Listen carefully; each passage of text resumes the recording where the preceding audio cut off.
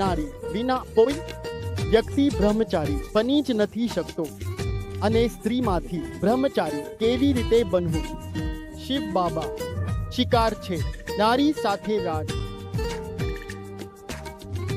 નારી સાથે અહીં લાખો પુરુષ રાજયોગી છે, બ્રહ્મચારી છે. જોવું હોય તો અહીં આવીને જોઈ શકે છે. આ અમને ખૂબ પ્રિય લાગ્યું કારણ કે નારી વિના બ્રહ્મચારી બનવું સરળ છે. નારી સાથે બ્રહ્મચારી બનીને બતાવો. ચારે તરફ મૂર્તિઓ લક્ષ્મી નારાયણ સીતારામ રાધા કૃષ્ણ જે ગૃહસ્થમાં રહીને શિવ બાબાને પ્રત્યક્ષ કરી રહ્યા છે. એવા બાળકો પર પરમાત્માને ગર્વ છે. એવી માતાઓને બહેનોને નમન કરીએ છીએ. આ પ્રત્યક્ષતા ગુંજ રહી છે અને આવું કામ શિવ બાબાએ કર્યું. ચારે તરફ જુઓ મૂર્તિઓ લક્ષ્મી નારાયણ સીતા રામ રાધા કૃષ્ણ જે ગૃહસ્થમાં રહીને શિવ બાબાને પ્રત્યક્ષ કરી રહ્યા છે. એવા બાળકો પર પરમાત્માને ગર્વ છે. એવી માતાઓને બહેનોને નમન કરીએ છીએ. જલ્દી આ પ્રત્યક્ષતા ગુંજ રહી છે. વધુ કસરત કરીએ. ભૂલ પર ધ્યાન આપવાનું જોઈએ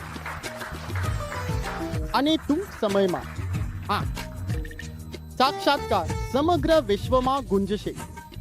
થોડો વધુ સમય છે. આપણે ફક્ત અમારા બેલ્ટને સજ્જડ કરવાની જરૂર છે અને જ્યાં પણ ભૂલો છે તેના પર ધ્યાન આપવાનું શરૂ કરો. તો અમારે લાગતું નથી કે અમને કોઈ અન્ય શક્તિની જરૂર પડશે અમારે રામ રાજ્ય લાવવા માટે, કારણ કે પરમાત્માએ હજુ અમે એક મુરલી વાંચી હતી. વક્ત મુરલી હતી ભગવાનની. ભગવાને કહ્યું કે હું તમને પકડ્યું છું, હું તમારાથી જ તરાવીશ. તમે નહીં તરશો, જેમ તરશો તેમ તરાવીશ તમારાથી. આથી અમારું આ જ કહેવું છે કે પરમાત્માને થોડું થર્ડ ડિગ્રીનો ઉપયોગ ન કરવો પડે, પ્રેમથી કાર્ય થઈ જાય. આ જ શબ્દો સાથે સમયની અછત છે. અમે વાણીને વિરામ આપીએ છીએ. તમામને ફરીથી અમારી માતૃત્વ શક્તિ, અમારા આદરણીય ભાઈજી, અમારી વાણીથી કોઈને થોડીક કલેશ પહોંચ્યો હોય તો તેના માટે ક્ષમા કરશો. અમારી વાણી એવી છે.